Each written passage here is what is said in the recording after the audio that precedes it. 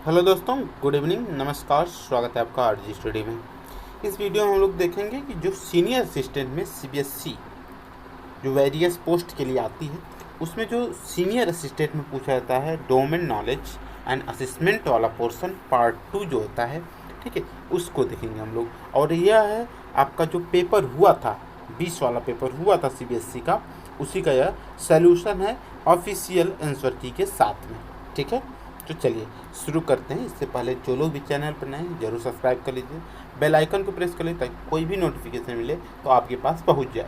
यदि इसका रिजल्ट आता है और रिवाइज आंसर की जाती है, कुछ भी जानकारी मिलता है सीबीएसई को, तो यहाँ से आपके पास पहुँचा दिया जाता है, इसीलिए सब्सक्राइब करके रखिए, ठीक है। चलिए शुरू करते हैं। पहला क्वेश्चन है कि प्रबंधन के संबंध में इनमें से कौन सा अध्ययन व्यर्थ संचलन समाप्त करने और केवल आवश्यक संचलन क्रियान्वयन करने के संदर्भ में सही है। तो यहाँ पे क्या हो जाएगा आपका मोशन स्टडी। जो मोशन स्टडी होती है क्या, प्रबंधन के संबंध में और व्यर्थ संचलन के समाप्त करने के संबंध में आवश्यक संचलन की सूचना क्रियान्वयन करने के लिए सूचना देती है, ठीक है। नेक्स्ट है कि सरकारी सेवा में कार्यरत व्यक्ति के लिए पेंशन प्राप्ति हेतु न्यूनतम पात्रता अवधि कितने वर्ष की होती है। इसमें होती है 10 वर्ष। कितने? 10 वर्ष के होती है, ठीक है। चलिए नेक्स्ट है कि इनमें से किसके लिए चौहान कमेटी रिपोर्ट 1999 प्रतिपादित की गई थी। किसके लिए की गई थी? तो मूल्य आधारित शिक्षा के लिए। किसके लिए? मूल्य आधारित शिक्षा के लिए की गई थी। कौन? चौहान कमेटी रिपोर्ट 1999 में, ठीक है। नेक्स्ट है शिक्षण अथवा अभ्यास के परिणाम स्वरूप कौशल और क्षमताएं अर्जित करना क्या कहलाता है? तो प्रशिक्षण कहलाता है। जैसे हम लोग बीएड बीटीसी सभी लोग करते हैं ना, उसी को क्या शिक्षण अथवा अभ्यास परिणाम स्वरूप शिक्षा हम लोग देंगे। अगर बीटीसी का या बीएड या तो ऐसे कोई डिग्री लेंगे, हम लोग पढ़ाने के लिए ही कर रहे हैं ना, तो क्या कहलाएगा? प्रशिक्षण कहलाता है। क्या कहलाता है? प्रशिक्षण कहलाता है। चलिए नेक्स्ट है कि केंद्र सरकार के विनियोग खाते सिविल डैश के सम्मुख प्रस्तुत किए जाते हैं। क्या किसके तहत प्रस्तुत किए जाते हैं? संसद के तहत, ठीक है। चलिए नेक्स्ट है जो विनियोग खाता है संसद के तहत प्रस्तुत की जाती है। छात्रों के बीच कौशल आधारित शिक्षण प्रक्रिया सुधारने के लिए इनमें से किसका प्रयोग किया जाता है? बताइए किसका प्रयोग किया जाता है यहाँ पे? तो ज़्यादा प्रदर्शन विधि का। किसका? प्रदर्शन विधि का, ठीक है। लोग प्रदर्शन करते हैं। चलिए नेक्स्ट है प्रस्ताव अनुरोध में इनमें से कौन सा दस्तावेज शामिल नहीं किया जाता है? तो इसमें से कौन शामिल नहीं किया जाता है? पहले तो इसके लिए क्या क्या शामिल किया जाता है? इसमें आमंत्रण पत्र भी शामिल किया जाता है, बोली मूल्यांकन मापदंड भी शामिल किया जाता है और विचारार्थ विषय भी शामिल किया जाता है। लेकिन संभावित परामर्शदाताओं की प्रस्तावित सूची जो है ये शामिल नहीं किया जाता है, गुप्त रखी जाती है, ठीक है। चलिए नेक्स्ट है कि आपका जो 10वीं कक्षा के छात्रों के लिए निरंतर और व्यापक विकास कार्यक्रम का क्रियान्वयन किसके द्वारा किया जाता है? तो किसके द्वारा किया जाता है? एनसीईआरटी का। किसके द्वारा? एनसीईआरटी के द्वारा, ठीक है। चलिए नेक्स्ट है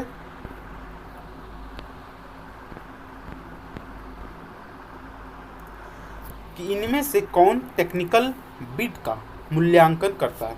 इसमें से कौन टेक्निकल बिड का मूल्यांकन करता है? तो परामर्श कार्य मूल्यांकन समिति। क्या? परामर्श कार्य मूल्यांकन समिति। चलिए अच्छा, बिड का मतलब तो समझ रहे हैं ना?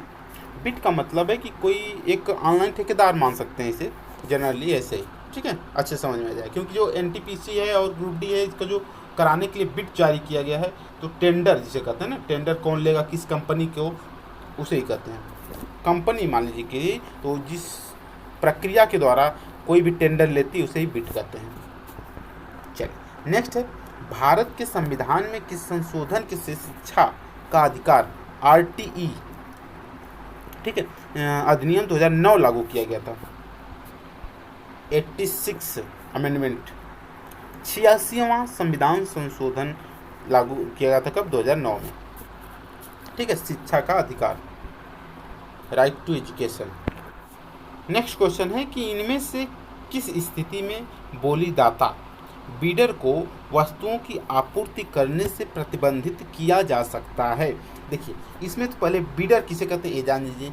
बीडर या बोलीदाता, इसमें यह है कि मान सकते हैं कि गवर्नमेंट एक घर को नीलाम करना चाहती है, बेचना चाहती है, तो बड़े बड़े बिल्डर को बुलाती है, बीडर को बुलाती है, ठीक है, बोलीदाताओं को बुलाती है, और वो कहती है बोली लगाने के लिए इतने से बोली शुरू हुआ, मान सकते हैं कि 5,000 रुपये से शुरू हुआ बोली, इसके बाद कोई बोल दिया 10,000, कोई बोलिया 15,000, जो सबसे ज़्यादा बोली लगाएगा और सही रहेगा उसका मापदंड उसे ही दे दिया जाएगा। तो बीडर का मतलब अब हमको लगता है कि आप लोग समझ गए होंगे अच्छे से, ठीक है।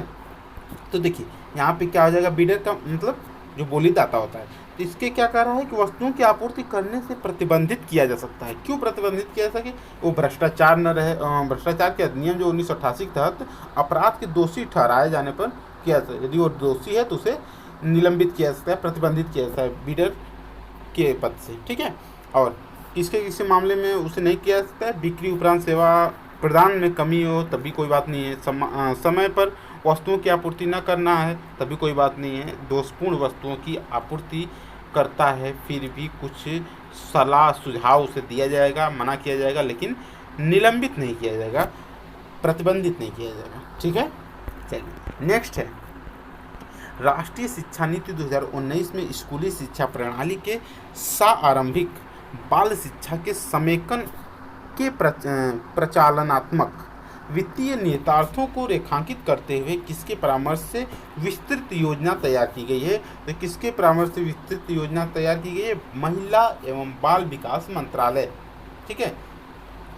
चलिए नेक्स्ट है कि निम्नलिखित समूह के सदस्य के रूप में प्रभावी तरीके से प्रबंधन के काम करने और जिस टीम का वह नेतृत्व करता है उसमें सहयोगात्मक प्रयास करने को कहते हैं। क्या कहते हैं? मानव कौशल कहते हैं। क्या कहते हैं? मानव कौशल कहते हैं। नेक्स्ट है, वह लागत जो स्टॉक की जा रही सामग्री में शामिल नहीं होती है कहलाती है। क्या कहलाती है? माल सूची वहन लागत, ठीक है। ध्यान से देखते जाइए केवल आप लोग। सामान्य वित्तीय नियमावली 2017, ठीक है, 2017 का नियम 145 से संबंधित है। क्या है? वस्तुओं की खरीदारी के लिए सक्षम प्राधिकारी। वस्तुओं की खरीदारी के लिए क्या? सक्षम प्राधिकारी।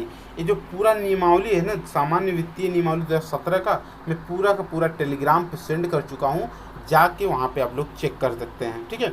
बहुत पहले का थोड़ा चेक है, तो ऊपर जाके आप चेक कर सकते हैं, वहाँ पे पड़ा है, वहाँ पे आप लेकर आराम से स्टडी कर सकते हैं। जिसको अगला वाला CBSE का वेरियस पोस्ट वाला देना है सीनियर असिस्टेंट का, वो जाके वहाँ पे ले लीजिए, डिस्क्रिप्शन में लिंक है टेलीग्राम का। अगला क्वेश्चन है कि संगठनात्मक शब्दावली में डैश का अर्थ ऐसे विभाग जो सहयोगात्मक ढंग से अंतः क्रिया करते हैं, वे उन विभागों की अपेक्षा अधिक उत्पादक होते हैं जो अलगाव में कार्य करते हैं। क्या हो जाएगा? तालमेल बैठा। जो भी कोई भी कंपनी मान लीजिए तालमेल से नहीं चल रही तो ज़्यादा आगे बढ़ती है, और उसी में ही अंदर ही कुछ आगे मनमुटाव चल रहा है, सही से नहीं चल रहा है, सब कुछ तालमेल गड़बड़ इधर उधर है, तो कहाँ सही चल पाएगी वह, ठीक। यही तालमेल।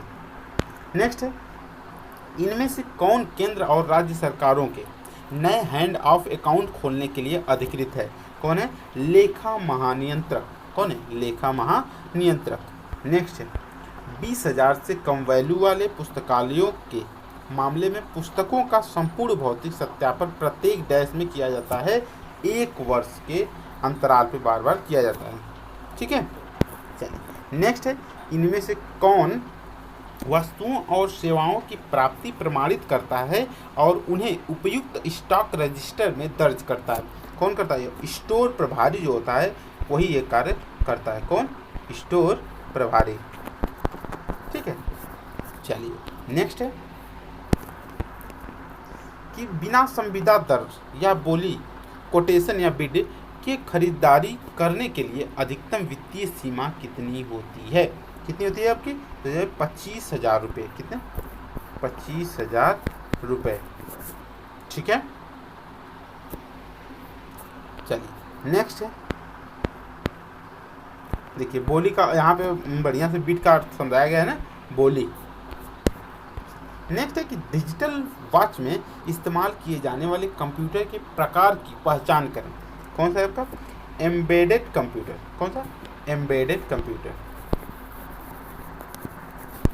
ठीक है, चलिए नेक्स्ट है सामान्य वित्तीय नियम 2017 के नियम 290 के अनुसार देय होने की तिथि से डैश दिनों के भीतर सरकारी कर्मचारी को इसका यात्रा भत्ता दावा प्रस्तुत करना होगा।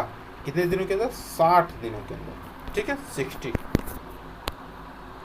नेक्स्ट है कि बोली दस्तावेजों में यथा निर्धारित कॉन्ट्रैक्ट के मूल्य की डैश परफॉर्मेंस सिक्योरिटी होनी चाहिए।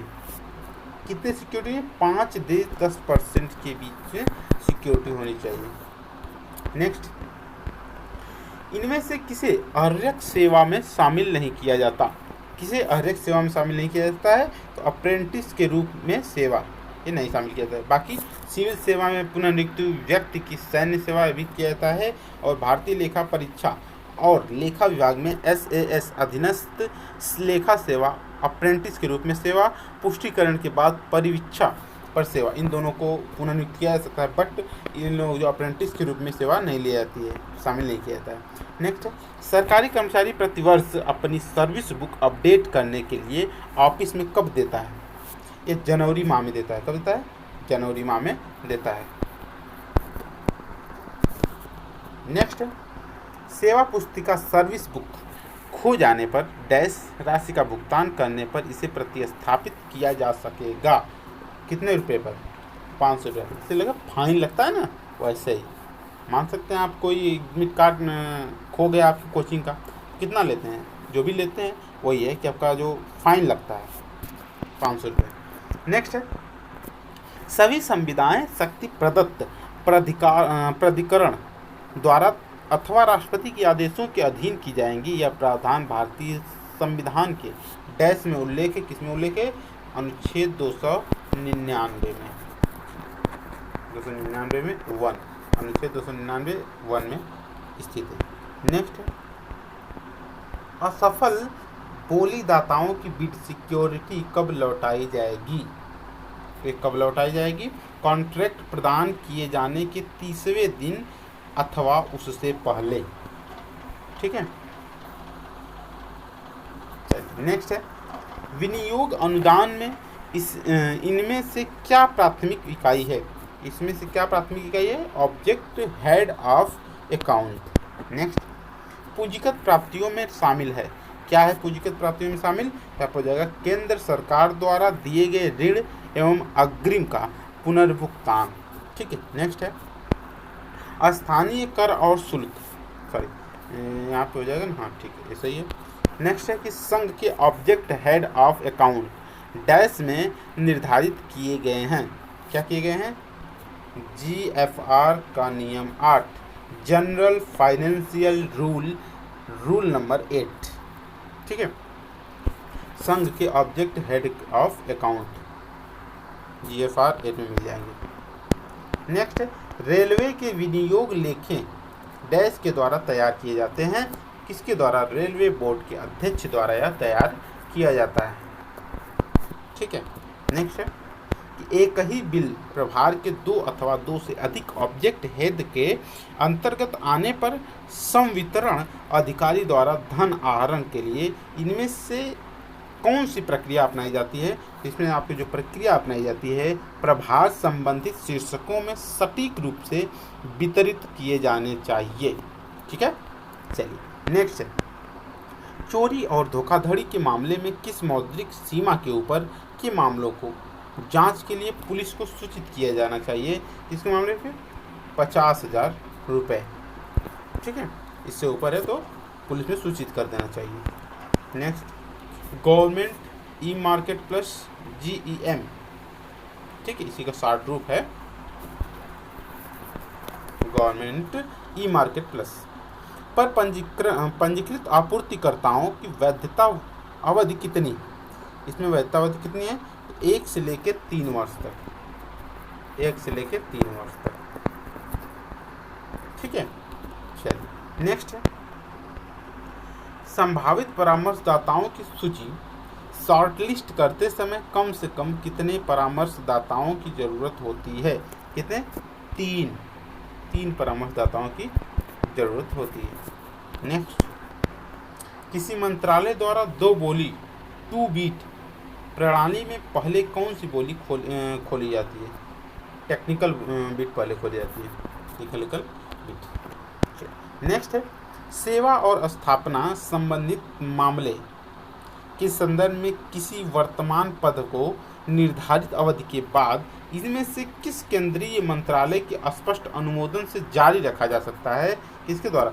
वित्त मंत्रालय। किसके द्वारा? वित्त मंत्रालय द्वारा। ठीक है। नेक्स्ट, इनमें से कौन सा सामान्य वित्तीय नियम खरीदारी प्रक्रिया में पारदर्शिता और मनमानी की समाप्ति का उल्लेख करता है? नियम 173, रूल 173। नेक्स्ट है, इनमें से किस पारस्परिक भूमिका में प्रबंधन और उस संकेतात्मक कर्तव्य का निष्पादन करता है जो उसके कार्यालयी पद से अपेक्षित है? कौन? फिगर हेड रोल, कल्पित सरदार की भूमिका सर। ठीक है।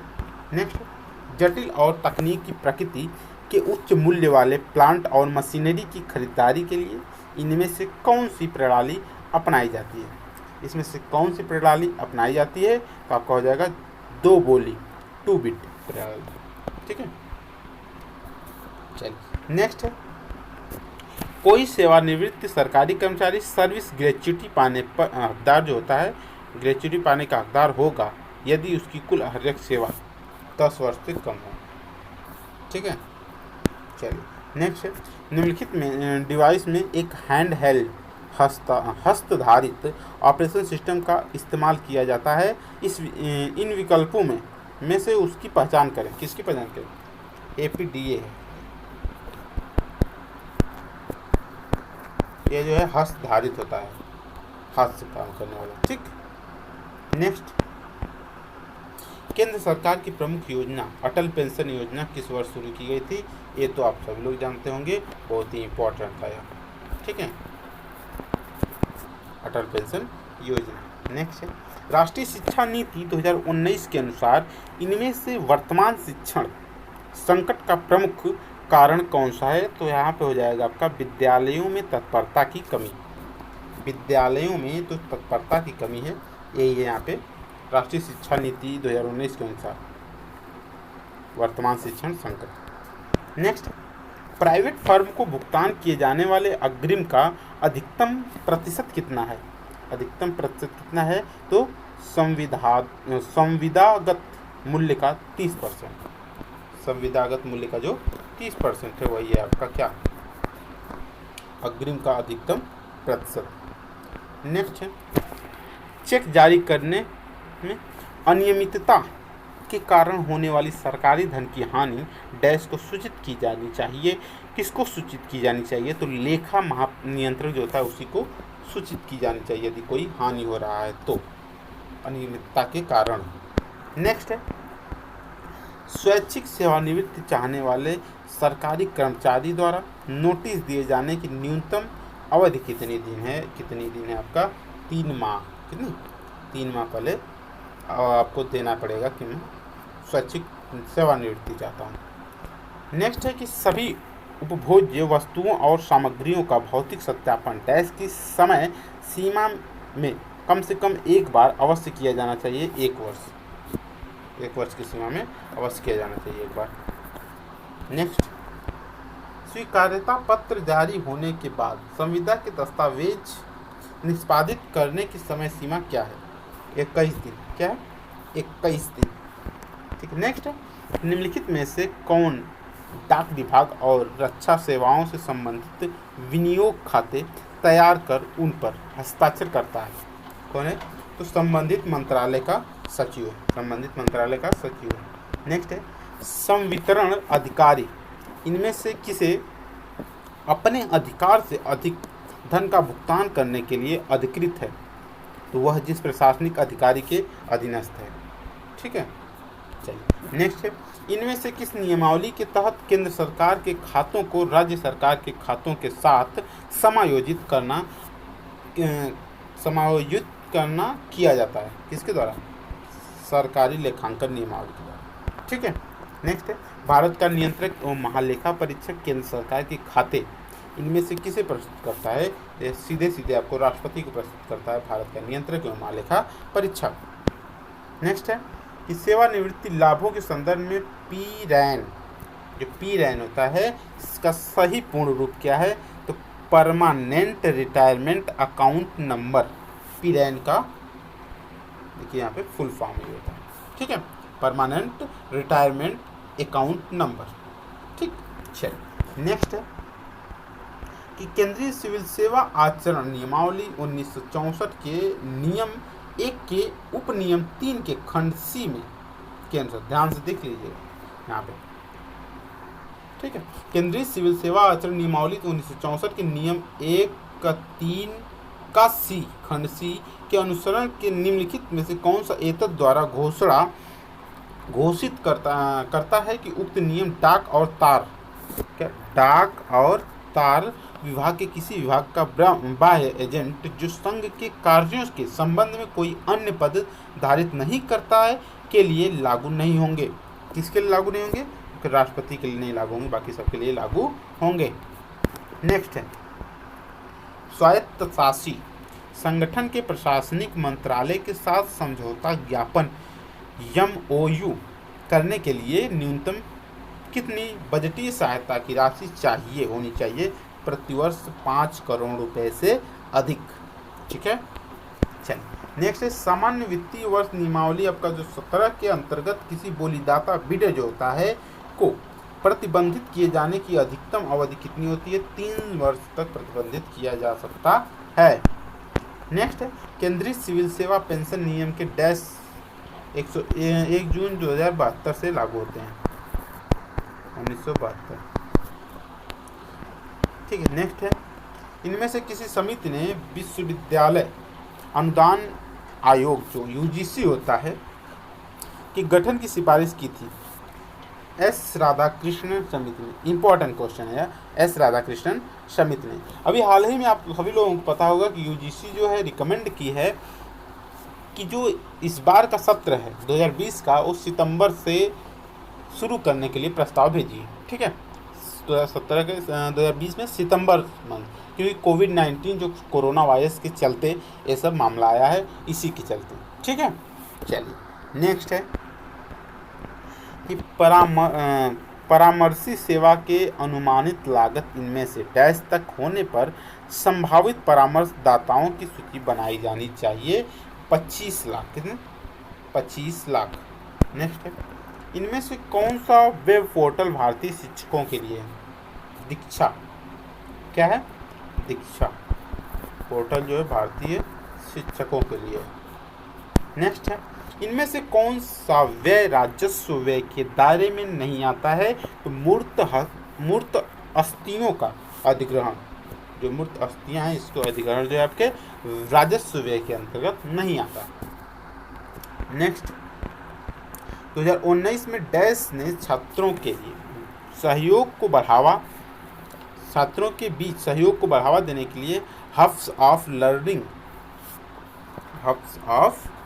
लर्निंग कार्यक्रम की शुरुआत की थी। किसने? तो CBSE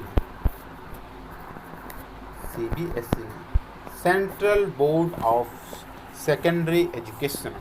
ठीक है, चलिए नेक्स्ट है इनमें से किस प्रबंधन सिद्धांत में प्रबंधन यह पहचानते हैं कि विशिष्ट समय पर किसी विशिष्ट व्यक्ति विशिष्ट वातावरण के लिए कौन सी उपयुक्त तकनीकी है? कौन सी उपयुक्त तकनीकी है? तो आकस्मिकता दृष्टिकोण। ठीक है, चल नेक्स्ट है प्रबंधन विकास और प्रशिक्षण में वर्तमान दृष्टिकोण निम्न में से क्या है? इसमें से क्या है वर्तमान दृष्टिकोण? जोखिम लेना। क्या? जोखिम लेना। नेक्स्ट है कि इनमें से कौन से दृष्टिकोण को उत्पादन, कार्यालय में प्रचालन, प्रणाली और लोगों के बीच घनिष्ठ संबंध वाले अन्य क्षेत्रों पर बल देते हैं? तो सामाजिक तकनीकी प्रणाली दृष्टिकोण।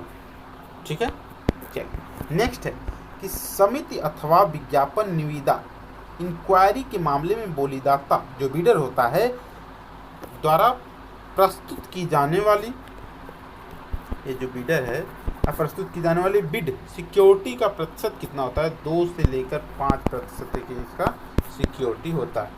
ठीक है, चलिए नेक्स्ट है कि भावी आपूर्तिकर्ताओं के लिए गवर्नमेंट ई मार्केट प्लेस जो GEM है के माध्यम से इनमें से वस्तुओं का प्रचार कौन करता है, तो GEM SVB कौन, GEM SPV, ठीक है, ये आपका प्रचार करता है। नेक्स्ट, वर्ष की प्राप्तियां और संवितरण दर्शाते हुए प्रतिवर्ष निम्नलिखित में से कौन केंद्र सरकार के खाते तैयार करेगा, तो यहाँ पे हो जाएगा लेखा महानियंत्रक। कौन, लेखा महानियंत्रक। नेक्स्ट है वर्गीकरण में त्रुटि वाले विगत लेन देन के संबंध में केंद्र और राज्य सरकारों के पुनः लेखा परीक्षा की समयावधि क्या है, तो यहाँ पे हो जाएगा 3 वर्ष है। ठीक है, 3 ईयर। नेक्स्ट है बिड सिक्योरिटी की वैधता अवधि कितनी होती है, जो बोली होता है आपका सिक्योरिटी की वैधता अवधि कितनी होती है, अंतिम बिड वैधता अवधि के 45 दिन बाद।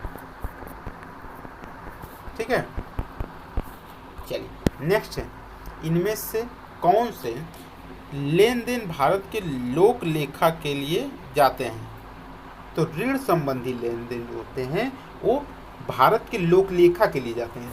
ठीक है, चलिए नेक्स्ट है कि भारत की संचित निधि में कितने भाग होते हैं, भारत की संचित निधि में कितने भाग होते हैं, 2 भाग होते हैं। ठीक, चलिए नेक्स्ट है सीमित निविदा में परिणामतः केवल एक ही प्रभावी ऑफर प्राप्त होने पर यह डैश कहलाते हैं, क्या कहलाते हैं, सिंगल टेंडर कॉन्ट्रैक्ट। ठीक है, चलिए नेक्स्ट है सामान्य वित्तीय नियमावली जो 2017 वाले है के संदर्भ में व्यक्तिगत लेखा पर्सनल अकाउंट क्या है, पर्सनल अकाउंट क्या है, किसी नामित अधिकारी द्वारा प्राप्तियां जमा करने और निकासियां दर्शाने का खाता जो है आपका क्या है, पर्सनल अकाउंट है, व्यक्तिगत लेखा। ठीक, नेक्स्ट हेनरी फेयोल ने सभी औद्योगिक गतिविधियों को 6 श्रेणियों में विभाजित किया। इनमें से कौन सी श्रेणियां जो उत्पादन और विनिर्माण से संबंधित हैं, इसमें से कौन से है आपका जो तकनीकी है, तकनीकी। चलिए नेक्स्ट है अपने उच्च प्राधिकारी को सूचित न किए जाने की आवश्यकता वाले फुटकर नुकसान की मौद्रिक सीमा क्या है, 10,000 तक। क्या, 10,000 तक है मौद्रिक सीमा है नुकसान का। नेक्स्ट सीमित निविदा इंक्वायरी में आपूर्तिकर्ता फर्म की संख्या डैश से अधिक होनी चाहिए, किससे अधिक होनी चाहिए, 3 से अधिक होनी चाहिए, मोर देन 3। ठीक है, चलिए नेक्स्ट है तत्कालिकता के मामले में सामान्य औपचारिकताओं का पालन किए बिना काम शुरू करने के लिए सक्षम प्राधिकारी कौन है, तो यहाँ पे संबंधित कार्यपालक अधिकारी। कौन है, संबंधित कार्यपालक अधिकारी। नेक्स्ट है डिजिटल कंप्यूटर किस सिद्धांत पर आधारित है, एक गणना के सिद्धांत पर आधारित है, किसके सिद्धांत पर, गणना के। नेक्स्ट कि इनमें से कौन सी भाषा का उल्लेख भारत के संविधान की 8वीं सूची में नहीं किया गया है, संथाली किया गया, संस्कृत किया गया, कश्मीरी किया गया, लेकिन अंग्रेजी का नहीं किया गया है बाबू। ठीक है, ऑप्शन टीम के गठन संबंधित निर्णय डैश के लिए डैश के द्वारा लिया जाएगा, किसके द्वारा, सक्षम प्राधिकारी द्वारा लिया जाएगा, ऑक्शन टीम के गठन के संबंधी निर्णय। नेक्स्ट हजारों यूजरों के डेटा प्रोसेस करने के लिए प्रयोग किए जाने वाले सबसे बड़े और महंगे कंप्यूटर का पहचान करें। मेनफ्रेम कंप्यूटर कौन है, मेनफ्रेम कंप्यूटर। ठीक है, चलिए पढ़ो यार बढ़िया से, एकदम पढ़ते रहो। ठीक है, क्योंकि इसी समय है, सभी लोग सो रहे होंगे तो आप पढ़िए बढ़िया से, पढ़ ले जाएंगे यदि इस समय ना, समझ जाइए कि भविष्य सुधर जाएगा। ये सब तो कुछ नहीं है, सब सही हो जाएगा, जितने भी कोरोना वोरोना सब बढ़िया हो जाएगा, कोई दिक्कत नहीं होगी। ठीक है, बस बने रहिए अपने स्थान पे जहाँ हैं वहीं पे। ठीक, चलिए बोली स्वीकार होने की स्थिति में सफल बोलीदाता से ली जाने वाली न्यूनतम बयाना राशि कितनी है? तो ये 25% है। ठीक है, चलिए नेक्स्ट है, इनमें से कौन सा सबसे तेज, सबसे बड़ा और सबसे महंगा कंप्यूटर है? Super computer.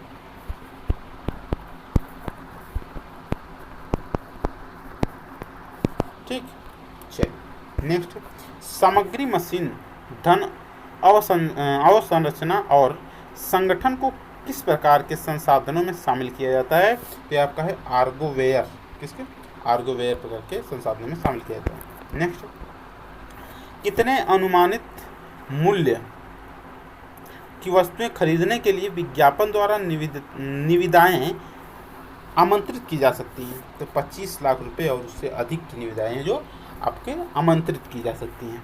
ठीक है, चलिए नेक्स्ट है, मानव पूंजी व्यक्ति में निहित ज्ञान, कौशल, क्षमताएं और गुण है जो व्यक्तिगत, सामाजिक और आर्थिक कुशलता में सहयोग देते हैं। इनमें से किस संगठन ने यह परिभाषा दी है? किसने दी है? तो OECD ने। कौन? OECD ने। देखो यार, पूरा जूनियर असिस्टेंट और सीनियर असिस्टेंट जितने भी पेपर हुए थे प्रीवियस में, पूरा का पूरा आप लोगों को मिल जाएगा, और NVS का भी मिलेगा, KVS का भी पूरा का पूरा पेपर मिलेगा। आगे जो भी एग्जाम आएगा बहुत इंपॉर्टेंट है उसके लिए। ठीक है, और अभी तो जनवरी में इसका हुआ था पेपर, तो दिसंबर तक आ जाएगा फॉर्म इसका भी, जान लीजिए। क्या नाम है, CBSE वाला न्यू वाला जो आ जाएगा 21-22 के लिए। ठीक, उसका भी आ जाएगा। सब्सक्राइब किए रहिए चैनल को, निश्चित तौर पे इस चैनल से लाभ मिलेगा ही आपको। ठीक है ना।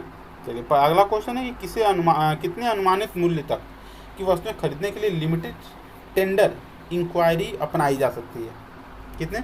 25 लाख रुपए तक के टेंडर। नेक्स्ट है कि इंटीग्रेटेड सर्किट की खोज के साथ किस पीढ़ी के कंप्यूटरों का विकास किया गया था? यह तीसरी पीढ़ी, 3rd जनरेशन। ठीक है, नेक्स्ट है आपका हो जाएगा 3rd जनरेशन है, जेंडर नहीं है, सॉरी, जनरेशन है 3G। नेक्स्ट है, इनमें से किस नियम के अंतर्गत सरकारी कर्मचारी सेवा के समय पूर्व सेवानिवृत्ति ले सकता है? नियम 48 में यह दिया गया है। क्रय समिति द्वारा वस्तुओं की खरीदारी की अधिकतम सीमा क्या है? यहाँ पर हो जाएगा आपका 2.5 लाख रुपए, 2,50,000 रुपए। ठीक, नेक्स्ट है कि अवमूल्यन के कारण होने वाले नुकसान को इनमें से किसके अंतर्गत सामूहिक किया जाना चाहिए? इसके अंतर्गत बाजार भावों में सामान्य उतार चढ़ाव। ठीक है, चलिए नेक्स्ट है कि सामान्य वित्तीय नियमावली 2017 के अंतर्गत अंतः सरकारी समायोजनों को बंद किए जाने की निर्णायक तिथि है। क्या निर्णायक तिथि? तो 15 अप्रैल। नेक्स्ट, सार्वजनिक प्रापण करते समय विषय वस्तु के विवरण में इनमें से क्या शामिल नहीं होना चाहिए? क्या शामिल नहीं होना चाहिए? तो विशेष ट्रेडमार्क या ब्रांड शामिल नहीं होना चाहिए, और बाकी सब शामिल होना चाहिए। प्रापण की जाने वाली वस्तुओं की गुणवत्ता होनी चाहिए, प्रॉपर चक्र का संपूर्ण शेड्यूल होना चाहिए, तकनीकी विशिष्टताएं भी होनी चाहिए, लेकिन आपका विशेष ट्रेडमार्क का या ब्रांड नहीं, उसका कोई शामिल होने की कोई आवश्यकता नहीं है। इनमें से किस मद को वस्तुओं के दायरे में शामिल नहीं किया जा गया है? कौन नहीं शामिल किया? पुस्तकें, प्रकाशन और पत्रिकाएं नहीं शामिल किया गया है, बाकी सब शामिल किया गया है। वाहन, वायुयान और जलयान, अमूर्त उत्पाद, फर्नीचर, जुड़नार, फिक्सर जिसे कहते हैं, और कच्चा माल भी शामिल किया गया है। ठीक है, नेक्स्ट है, राष्ट्रीय शिक्षा नीति 2019 के अनुसार 85% से अधिक संचारी मस्तिष्क का विकास डैश की आयु से पहले होता है। कितने? 6 वर्ष की आयु से पहले होता है। ठीक है, चलिए नेक्स्ट है, प्रशासनिक प्रबंधन सिद्धांत में स्पिरिट डी कॉर्प्स एक महत्वपूर्ण अवधारणा है। ठीक है, इससे क्या अभिप्रेत है? इससे क्या अभिप्राय है? कर्मचारियों में एकता और सद्भाव की भावना होना, यही है आपका क्या? स्पिरिट डे कॉर्प्स, प्रशासनिक प्रबंधन सिद्धांत। नेक्स्ट है कि निविदा दस्तावेज डाउनलोड करने के लिए कितनी लागत वसूली जाती है? कोई लागत वसूली नहीं जाती है कि निविदा दस्तावेज डाउनलोड करने के लिए यहाँ पे। ठीक है, तो ये रहा हम लोगों का पूरा क्वेश्चन जो पार्ट 2 का था आपका, ठीक है, और जो अलग अलग डेट पे पूछे गए हैं वो सभी आपके सामने आ जाएगा। सब्सक्राइब करके रखिए चैनल को, और अच्छा लगा वीडियो तो लाइक कर दीजिए।